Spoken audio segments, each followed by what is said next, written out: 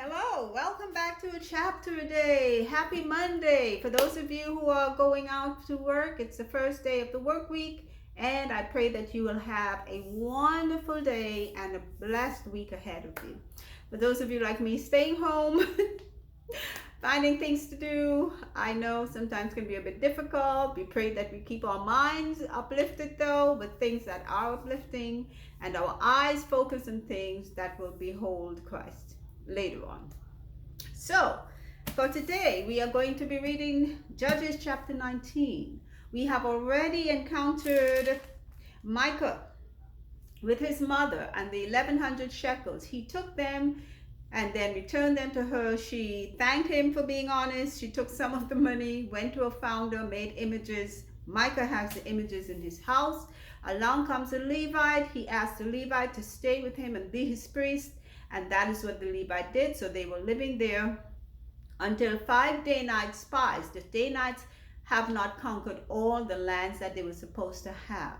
So they have 5 spies go out to spy out a land called Laish.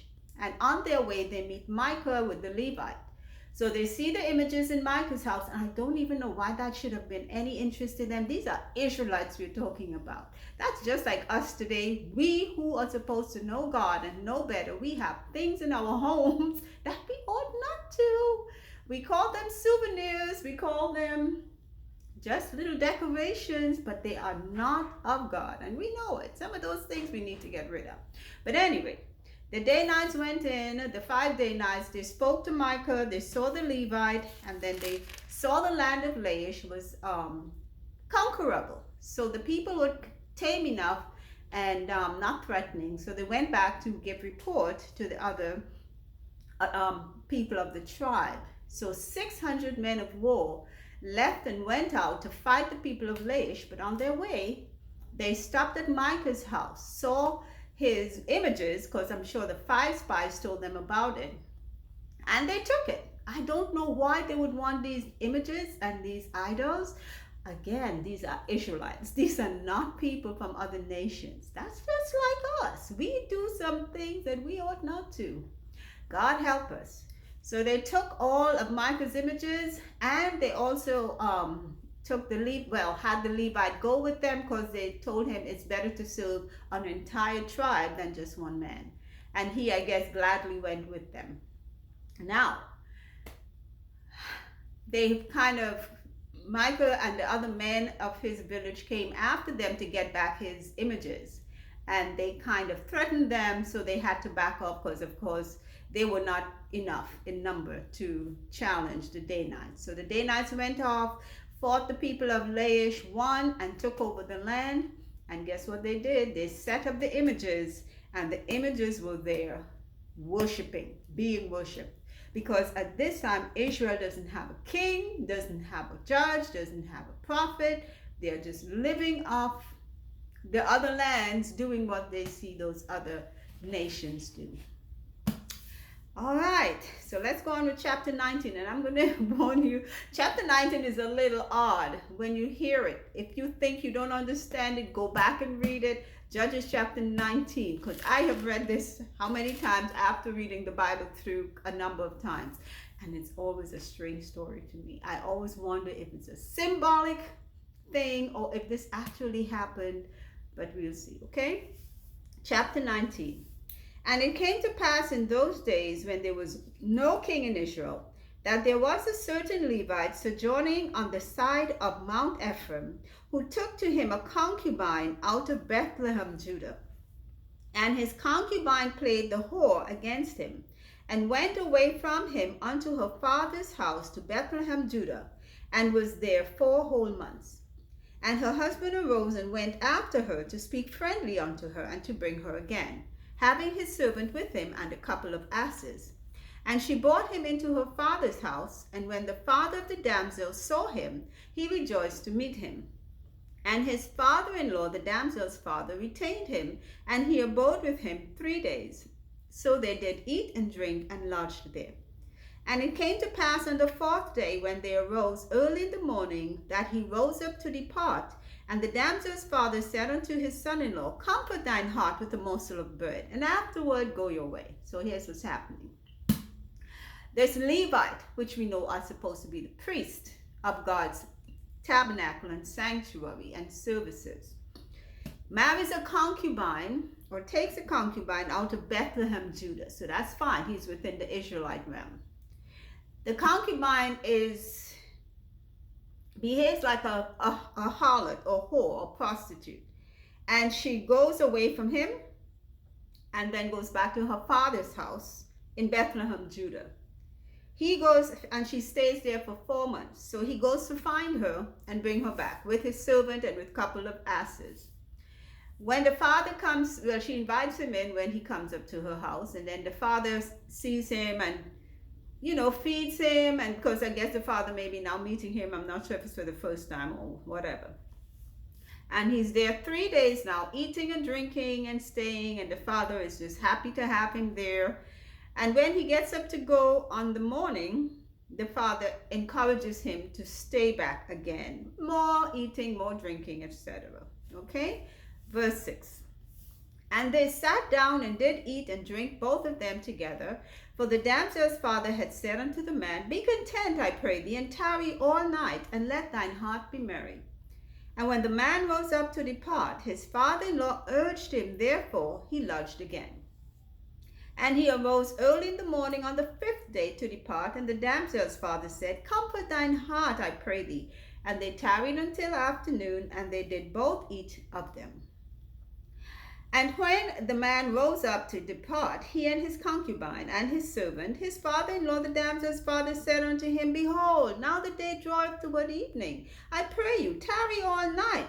Behold, the day groweth to an end. Lodge here, that thine heart may be merry. And tomorrow get you early on your way, that thou mayest go home.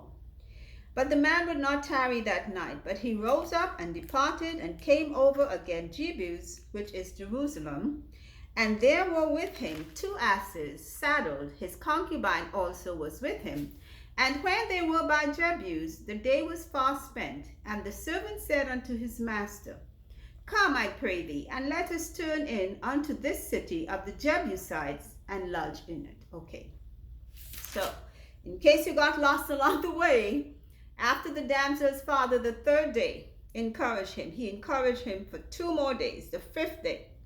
Then the man got up the next day and said, you know what, I am leaving. He tried to encourage him again to tarry and lodge and be merry and drink, etc., etc. I guess he just didn't, he maybe wanted the company.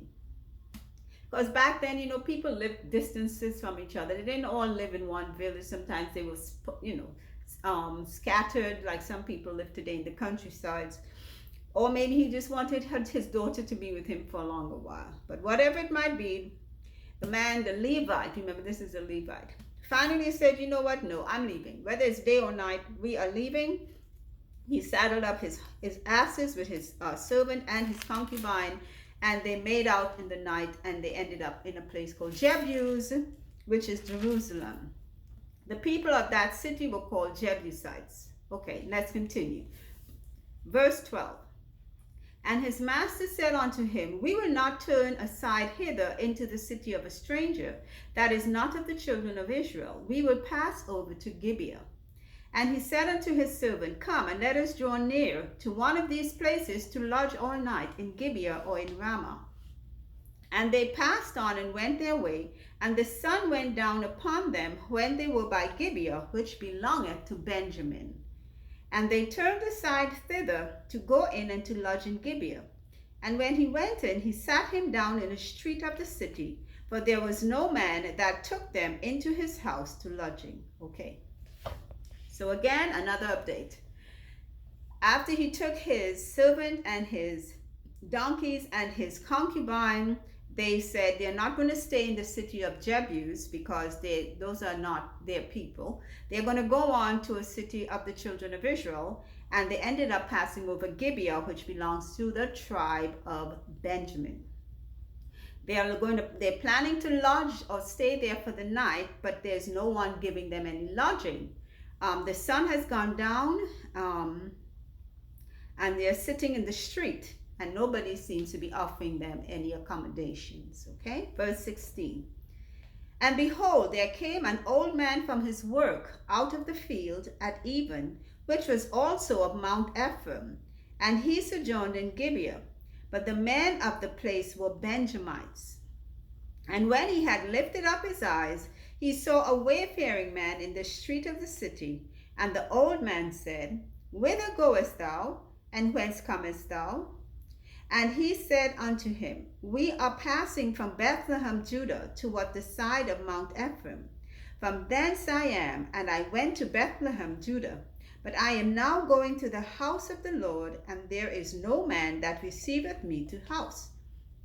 Yet there is both straw and provender for our asses, and there is bread and wine also for me and for thy handmaid, and for the young man which is with thy servants. There is no want of anything. And the old man said, Peace be with thee, howsoever. Let all thy wants lie upon me, only lodge not in the street. So, another account. While they are waiting in the street, this man comes out, and I think he's from Mount Ephraim. He comes out of his work from the work field, and he sees them there, and he asks them, what's going on? Where are you coming from? Where are you going to? So the Levite is telling him where he's going from. He's passing from Bethlehem, Judah, and now he's going back to his house, and he has a lot of, he has his own provisions, but even for his donkeys, but nobody is taking them in. So the old man said, that's okay. I will let all your wants be on me. I will take care of you. In other words, that's what he's saying. Just don't stay in the street. So he's taking them up into his own home. Verse 21. So he brought him into his house and gave provender unto the asses, and they washed their feet, and they did eat and drink. Now, as they were making their hearts merry, behold, the men of the city, certain sons of Belial, beset the house round about, and beat at the door, and spake to the master of the house, the old man, saying, Bring forth the man that came into thine house, that we may know him. And the man and the master of the house went out unto them, and said unto them, Nay, my brethren, nay, I pray you, do not so wickedly. Seeing that this man is come into mine house, do not this folly. Behold, here is my daughter, a maiden, and his concubine. Them I will bring out now, and humble ye them, and do with them what seemeth good unto you. But unto this man do not such a vile thing. But the man would not hearken to him. So the man took his concubine, and brought her forth unto them. And they knew her, and abused her all the night until the morning. And when the day began to spring, they let her go. All right, again, this is not reading for children's ears. When I read the Bible this way, I'm reading it just as it is, and this is for adults only. Okay, now if you're a Bible reader, you know what it means to know. When they know someone in the Bible, we know it is sexual relations. These men, this sounds very much like earlier on in the Bible with Sodom and Gomorrah. When the men are coming and pounding down the door of Lot, asking for the strangers that came there. This is exactly what's happening. And these men are Benjamites. Benjamin is one of those tribes. Benjamin was the last son of Jacob. These are his descendants, or people from his ancestry. These, not all of them, but some of them are into sodomy. And they are knocking down the old man's house who took in the strangers, who took in the Levite and his concubine and servant. They're knocking down his door because they want the men. Okay? The man is offering to those men out there, to those sodomites, his own daughter and the concubine of the Levite. They don't want that. They want to know the man. So, the Levite decides he is going to take his concubine and push her out to them. And that's what he does. They abuse her whole night, as the Bible says, and then when the day begins to break, they let her go. So this is what has happened. Have mercy. Verse 26. Then came the woman in the dawning of the day and fell down at the door of the man's house where her Lord was till it was light. And her Lord rose up in the morning and opened the doors of the house and went out to go his way. And behold, the woman, his concubine, was fallen down at the door of the house, and her hands were upon the threshold. And he said unto her, Up, and let us be going. But none answered. Then the man took her up upon an ass, and the man rose up and gat him unto his place. And when he was come into his house, he took a knife, and laid hold on his concubine, and divided her together with her bones into 12 pieces, and sent her into all the coast of Israel. I'm still reading the Bible, okay? Last verse to 30. And it was so that all that saw it said, There was no such deed done, nor seen from the day that the children of Israel came up out of the land of Egypt unto this day. Consider of it, take advice, and speak your minds. That's the end of chapter 19. Now I'm going to say this. There's a lot of strange stuff that's just happening here. I don't know if this is symbolic or if this is supposed to be a lesson to teach us something. So we're going to try and make sense of it somehow. First of all, it's a Levite. He has a concubine. He goes to get her. He is encouraged to tarry longer than he should. When he should have left, maybe he might not have encountered these having to stop at this place. He might have had an early day start and bypassed the whole city that he stopped in, which, by the way, happened to be a city of the Israelites. Okay? Gibeah belonged to the Benjamites, which was a tribe of Israel. The men of Benjamin, some of the men, as they call them, sons of Belial. Belial is Satan or the devil. They practiced sodomy. We know what sodomy is. They knocked on the old man's door. The old man who had come out of the field and taken in the three people, the Levite, the servant, and the concubine. They knocked at his door, demanding the men. Okay?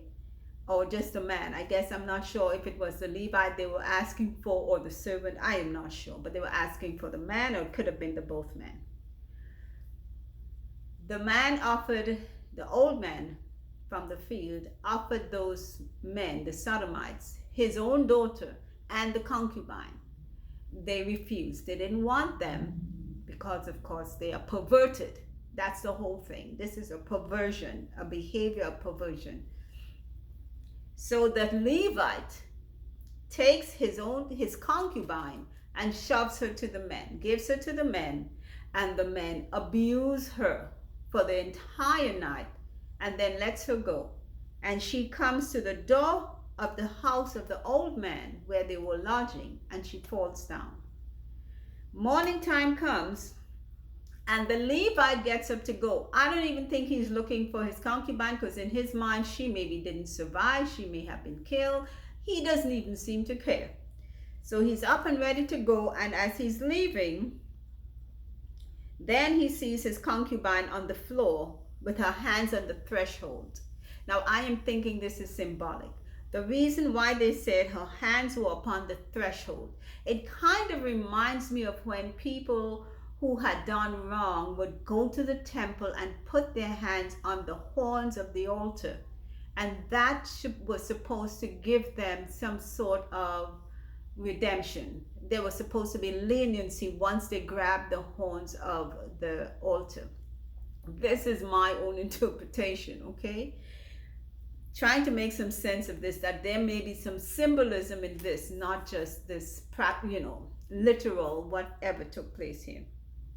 The man takes up the concubine, puts her on one of the donkeys or asses, takes her home, takes a knife and cuts her into 12 pieces. 12 tribes of Israel. this is what I am thinking. That he sends it to the coast of Israel. So I'm thinking he sends a piece of her body to each of the 12 tribes. And the last verse says, this has been one of the worst things that ever happened since the children of Israel came out of Egypt. I know it's today like we hear about some heinous crimes that has happened in time past and even in our time. And we are like, oh my goodness, how did that happen? That was their reaction back then. To get a piece of a person's body in the mail is atrocious.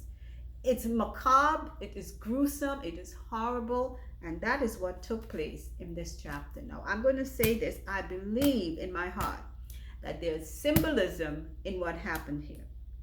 There has to be, because what took place here is nothing short of awful. That is the end of chapter 19. I don't know if you may need some time to soak that in, but I believe there was a lesson in that, as gruesome as it was. So, if you know or have an idea what this entire chapter really meant symbolically, or have an idea of some sort, let me know. If you have any comments about it, let me know. Because every time I read it, I am like bewildered, really and truly. I don't know which way to take it. But that's it for today. Thank you for listening. Remember, faith comes by the hearing of God's word. So until our next reading, take care. Bye.